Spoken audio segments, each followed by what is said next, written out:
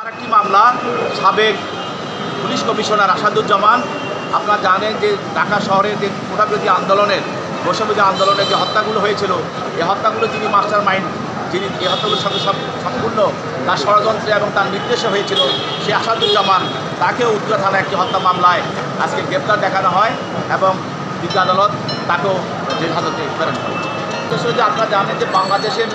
এই কোটা বিরোধী এবং বৈষম্যবিরোধী আন্দোলনের সময় সবথেকে উল্লেখযোগ্য আন্দোলন সংগ্রাম হয়েছিল যাত্রাবাড়িতে, এবং এই যাত্রাবাড়ি থানাতে এবং সরকারও যাত্রাবাড়ি থানায়